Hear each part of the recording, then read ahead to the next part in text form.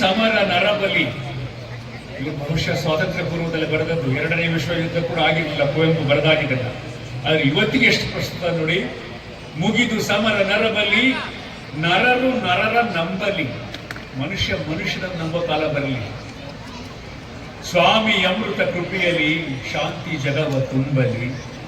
ತರಣಿಯಾಗೆ ತಾರಣಂ ದಡವ ಸೇರಲೀರಣಂ, ಸ್ವಾರ್ಥಮಾಗೆ ಪಾರ್ಥಿವಂ ಪೃಥ್ವಿಗಿಳಿಯಲಾದಿವಂ.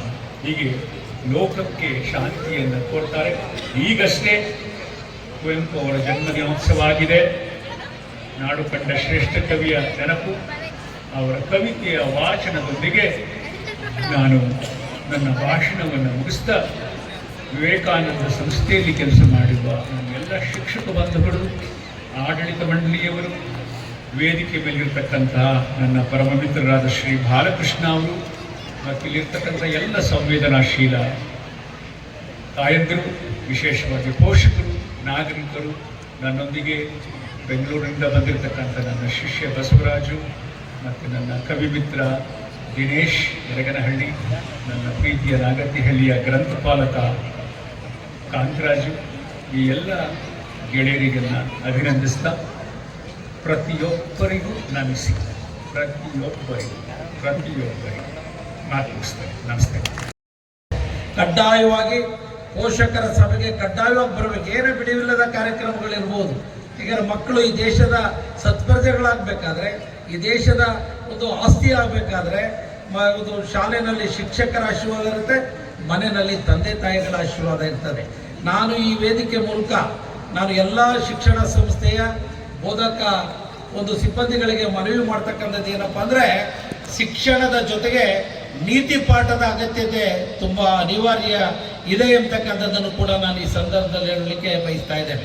ಇವತ್ತೇನಾಗಿದ್ದಾರೆ, ಇವತ್ತು ಸಾಮಾನ್ಯವಾಗಿ ಈಗೋಯಿಸಮ್ ಜಾಸ್ತಿ ಆಗ್ತಿದೆ, ಸ್ವಾರ್ಥ ಜಾಸ್ತಿ ಆಗ್ತಿದೆ, ಮೋಸ ಜಾಸ್ತಿ ಆಗ್ತಿದೆ. ಇವತ್ತು ಮೋಸ ಮಾಡೋಕ್ಕೆ ತರಬೇತಿಯನ್ನು ಪಡೀತಾ ಇದ್ದಾರೆ. ಇವತ್ತು ಕೆಲವರು 2 ಮೊಬೈಲ್, ಒಂದು ಮೊಬೈಲಲ್ಲಿ ಮಾಡೋಕ್ಕೆ ಕೆಲಸ ಇರಲ್ಲ, 2 ಮೊಬೈಲ್ ಇಟ್ಕೋದೆ, ಒಂದು ಸುಳ್ಳು ಹೇಳಕ್ಕೊಂದು, ಒಂದು ನಿಜ ಹೇಳಕ್ಕೊಂದು. ಭಾರಿ ಕಷ್ಟ ಇದೆ. ನನ್ನ ಹತ್ರ ಬಂದಾಗ 2 ಮೊಬೈಲ್ ಇಟ್ಕೊಂಡ್ಬಂದಿರ್ತಾರೆ. 2 ಬೇಕಿರೋ ಒಂದೇ ಸಾಕು. ನಂದು 30 ವರ್ಷದಿಂದನೂ ಒಂದೇ ನಂಬರ್ ಇರ್ತಕ್ಕಂಥದ್ದು. ಬೇಗ ಬಾರ ಮೇಲೆ ಇರ್ತಕ್ಕಂಥವ್ರು ಇರ್ತಾರಲ್ಲ, ನನ್ನ ಮೊಬೈಲ್ ನಂಬರ್ ಇದೆ. ಯಾಕೆಂದರೆ ಈ ಮೊಬೈಲ್ ಎಷ್ಟು ಸುಳ್ಳು ಹೇಳುತ್ತೆ ಅನ್ನೋದು ಒಂದು 2 ಉದಾಹರಣೆ ಹೇಳ್ತೀನಿ. ಯಾಕೆ ಹೇಳ್ಬೋದಲ್ಲ, ತೊಂದರೆ ಇಲ್ವಲ್ಲ. ಯಾಕೆ ಮಕ್ಕಳ ಕಾರ್ಯಕ್ರಮ ನೋಡ್ಬೇಕು. ನನಗೊಬ್ಬರು ಫೋನ್ ಮಾಡೋದು, ಏನಪ್ಪ ಇನ್ಕಮ್ ಟ್ಯಾಕ್ಸ್ ಆಫೀಸಿಂದ ಸರ್, ಇಲ್ಲಿ ಬೆಂಗಳೂರಿಂದ ಸರ್, ನಾನು ಜಾಯಿಂಟ್ ಕಮಿಷನರ್ ಪರ್ಸನಲ್ ಸರ್, ಅವ್ರು ಮಾತಾಡಲ್ಲ, ನಾನು ಮಾತಾಡ್ತಾ ಇದ್ದೀನಿ ಸರ್, ಇದು ನಿಮ್ಮ ಮೇಲೆ ಒಂದು ಸ್ವಲ್ಪ ಎಲ್ಲ ಫೈಲ್ ಮೂವ್ ಆಗಲಿ ಬಿಡಪ್ಪ, ಯಾವತ್ತಪ್ಪ ಶುಕ್ರವಾರ ಶನಿವಾರ ಆಗುತ್ತೋ ಆಗಿರಲಿ ಬಿಡು ಅಂದೆ. ಆಮೇಲೆ ಹಾಗೆ ಹೇಗೆ ಸರ್, ನಮ್ಗೆ ಇದಕ್ಕೆಲ್ಲ ನಾನು ಮಾತಾಡೋಕ್ಕೆ ಹೇಳಿದ್ದಾರೆ, ನೀವು ಸ್ವಲ್ಪ ಹಣ ಕೊಡಬೇಕು ಅಂತ ಹೇಳಿದ್ದಾರೆ ಅಂತ ಹರೀಶ್ ಅಂದರು. ಆಮೇಲೆ ಇಲ್ಲಪ್ಪ ಅಂದ್ಕೊಂಡು ಸುಮ್ಮನೆ ಇನ್ನೊಬ್ಬರು ಫ್ರೆಂಡ್ಸ್ನ ಫಾಲೋ ಮಾಡೋಕ್ಕೆ ಹೇಳಿದೆ. ಪುನಃ ಹೇಗೇನು ಸಾಯಂಕಾಲ 7 ಗಂಟೆಗೆ ನಾನೇ ಜಾಯಿಂಟ್ ಕಮಿಷನರು, ಮಿನಿಮಮ್ ಈ ಫೈಲನ್ನು ಸ್ಟಾಪ್ ಮಾಡ್ಬೇಕಾದ್ರೆ ಒಂದು 20 ಲಕ್ಷ ಆಗ್ತದೆ, ಆಗಲೇಬೇಕು. ಅಲ್ಲೇ ಬೆಳಿಗ್ಗೆ ಅವ್ನು ಮಾಡಿದೆ, ಅವ್ನು ಅಷ್ಟೇನು ಮಾಡಿದೆ, ಅವನ್ನೆಲ್ಲರೂ ಹುಡುಕ್ಲೇಬೇಕಲ್ಲ, ಗಿರಾಕಿ ಎಲ್ಲಿಂದ ಮಾಡ್ತಾವ್ರೆ ಅಂತ ವಸಂತ್ ಕುಮಾರ್ ಅಂತ ಸರ್ಕಲ್ ಇನ್ಸ್ಪೆಕ್ಟರ್ ಇದೆ, ಅವ್ರಿಗೆ ಕಾಲರ್ ಐಡಿ ಹಾಕ್ಕೊಂಡು ಎಲ್ಲಿ ಹುಡುಕ್ಬೇಕು ಅಂತ ಅವನು ಗುಳ್ಸಿಂದದಿಂದ ಫೋನ್ ಮಾಡಿ, ಅವ್ರು ಗುಳ್ಸಿಂದ ಇಲ್ಲಿ ಪಕ್ಕದಲ್ಲಿ ಗುಳ್ಸಿಂದ. ಆಮೇಲೆ ಅವನ್ನ ಕರ್ಕೊಂಬಂದು ಕೂರಿಸಿ, ಬೆಳಕೆರೆ ಗಂಟ ಕೂರಿಸಿ, ಬುದ್ಧಿವಾದ ಹೇಳಿ, ಒಳ್ಳೆ ಬುದ್ಧಿ ಕಲ್ತ್ಕೊ ಅಂತ ಹೇಳಿ ತಿಳುವಳಿಕೆ ಹೇಳಿದಂಥ ಒಂದು ಸಂದರ್ಭ. ಇನ್ನೊಬ್ಬ ಏನು ಮಾಡಿದ, ಮಂಗಳೂರಿಂದ ಒಂದು ಫೋನ್ ಮಾಡಿ, ಅವನು ಸರ್ ಅಣ್ಣ ತುಂಬ ಸೀರಿಯಸ್ಸು, ನಮ್ಮ ವೈಫ್ ಕರ್ಕೊಂಡ್ಬಂದಿದ್ದೀನಿ, ಹಾಸ್ಪಿಟ್ಲಲ್ಲಿ ಅಡ್ಮಿಟ್ ಮಾಡಿಸ್ಬಿಟ್ಟಿದ್ದೀನಿ, ದಯವಿಟ್ಟು ಅಲ್ಲಯ್ಯ ನೀನು ಹಾಸ್ಪಿಟ್ಲ್ ಯಾವುದಪ್ಪ, ಅಕೌಂಟ್ ನಂಬರ್ ಕೊಡು, ನಿಮಗೇನಿದೆ ನಾನು ಇಲ್ಲಿಂದ ಒಂದು RTGS ಮಾಡಿಸ್ತೀನಿ, ಪಾಪ ಹೆಲ್ತ್ ಇಂಪಾರ್ಟೆಂಟ್ ಅಂತ ಹೇಳಿದೆ.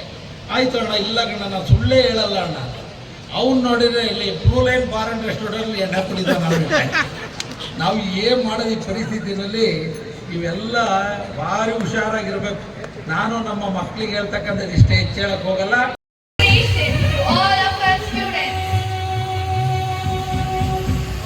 Let us congratulate her with a big round of applause.